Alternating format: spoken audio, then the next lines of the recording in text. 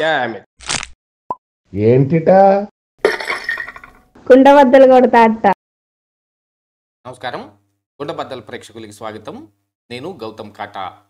ఈ వీడియోలో నేను మీతో చెప్పాలనుకునే అంశం, మంచు మోహన్ బాబు, మనోజ్ ఎందుకు కొట్టుకున్నారు, వాళ్ళిద్దరూ కలిసి కొట్టుకోవటానికి ఉన్న కారణం ఏమిటి, ఇందులో విష్ణు పాత్ర ఏమైనా ఉందా అనేది కూడా ఇప్పుడు కొన్ని అనుమానాలు వ్యక్తమవుతూ ఉన్నాయి. ఈ విషయం పొద్దుటి నుంచి మీడియాలో బాగా హల్చల్ చేస్తూ ఉంది. ఇటు సోషల్ మీడియాలో విపరీతమైన ప్రచారం నడుస్తుంది. మెయిన్ స్ట్రీమ్ మీడియాలో కూడా ఏం జరిగింది అనే దాని మీద అప్డేట్ తీసుకొస్తూనే ఉన్నారు.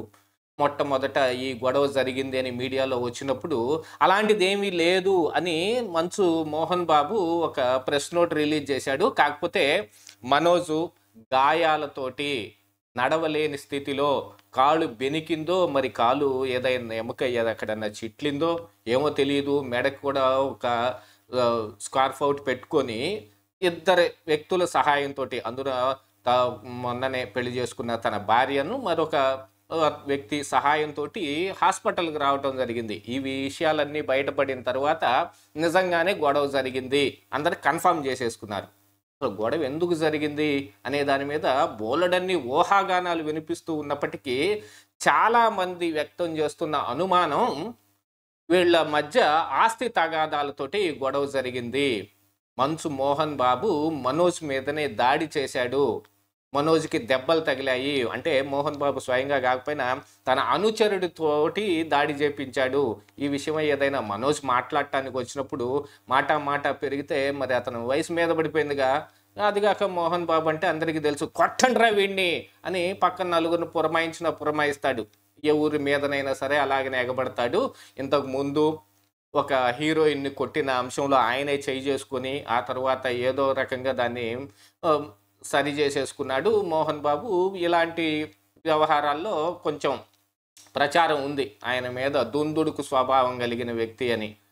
ఏదో ముక్కు సూటిగా వెళతాడు అనే పేరు కోసం మరి ఇలాంటివన్నీ చేస్తున్నాడు. ముక్కు సూటుగా వెళ్ళేవాడు, ఎంత బాగా వెళ్ళాడో అందరం చూసాం.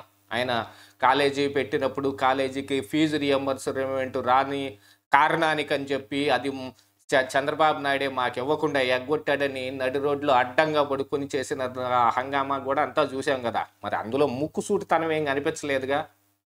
కాకపోతే ఇక్కడ ఆస్తి వివాదాలు అనే దాని మీద అందరూ ఎక్కువగా చెబుతున్న అంశం. యాక్చువల్గా ఈ ఫ్యామిలీలో ఈ ఉన్న ముగ్గురు కూతుళ్ళు కొడుకుల్లో లక్ష్మి కానీ విష్ణు కానీ ఒక తల్లి బిడ్డలు. ఈ మనోజు మరో తల్లికి పుట్టిన వ్యక్తి. ఆ విషయం కొత్తగా ఇప్పుడు ప్రేక్షకులకు చెప్పాల్సిన అవసరం లేదు, ఈ విషయం అందరికీ బాగా తెలిసిందే కదా. కాకపోతే మరి లక్ష్మీ వ్యవహారం ఎలా ఉందో కానీ విష్ణు మాత్రం కొంచెం మ్యానిపులేటెడ్ వ్యక్తిలాగా కనిపిస్తూ ఉన్నాడని కొంతమంది సినిమా ఇండస్ట్రీలోనే ఎక్కువగా మాట్లాడుకుంటూ ఉంటారు. విష్ణు బయటకు ఒకటి మాట్లాడతాడు, లోపల ఒకటి ఉంటుంది అని. అలా మనోజ్ అయితే బోల్డ్గా ఉంటాడు. అతని దగ్గర ఇన్నర్ అవుటర్ అనే మేనేజ్మెంట్ ఏమీ ఉండదు అనేది కూడా ఇండస్ట్రీ వర్గాల నుంచి వినిపిస్తున్న మాట. మొన్నటికి మొన్నే మనోజ్ కూడా ఏదో ఒక వేషం వేయాలి అనే దానికి ఏదో ఒక సినిమాలో విలన్ వేషం వేయటానికి ఒప్పుకున్నాడని మోహన్ బాబు ఆయన పిలిచి మరి విలన్ వేషం కాదు, వేస్తే హీరో వేషమే వేయి, కెరీర్ని ఎన్ని ఫ్లాపులు వచ్చినా ఇక మీదట మళ్ళీ బిల్డ్ చేసుకునే అవకాశం ఉంటుంది, నువ్వు డౌన్ గ్రేడ్ అవుతూ వెళ్తే విలన్ వేషానికి వెళ్ళిపోతే ఇప్పుడు గబగబా 4 సినిమాలు వచ్చి విలన్ వేషం వేసి మళ్ళీ ఇంట్లో కూర్చోవలసిన పరిస్థితి వస్తుంది అని చాలా రీసెంట్గానే చెప్పి ఆ సినిమాలో విలన్ వేషం మానిపించినట్టుగా కూడా సమాచారం తెలుస్తోంది.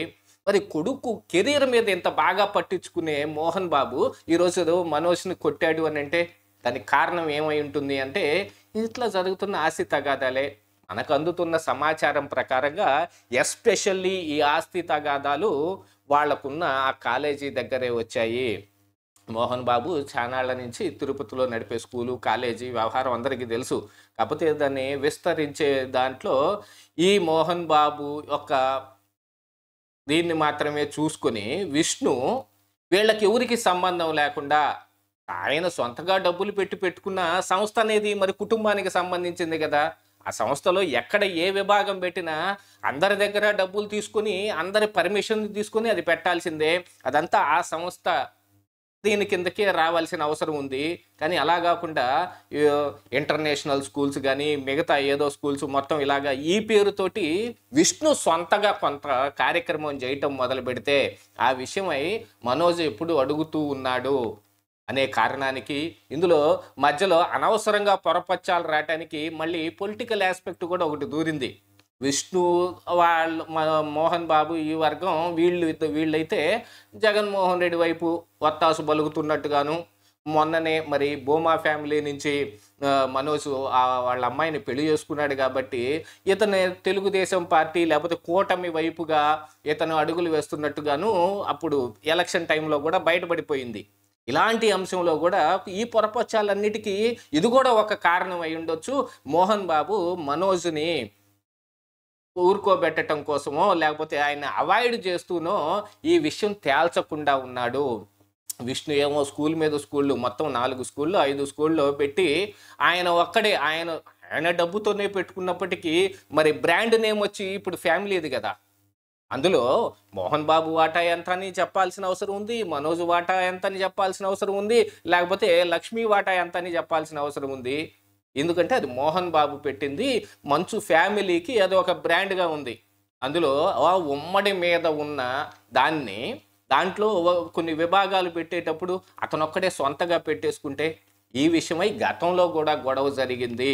కాకపోతే అప్పుడు విష్ణుకి మనోజ్కి మధ్యనే జరిగింది కాబట్టి అప్పట్లో మనోజ్ కూడా చూడు విష్ణు ఎలా ప్రవర్తిస్తున్నాడు అనే వీడియోను కూడా తీసి సోషల్ మీడియాలో పెట్టాడు.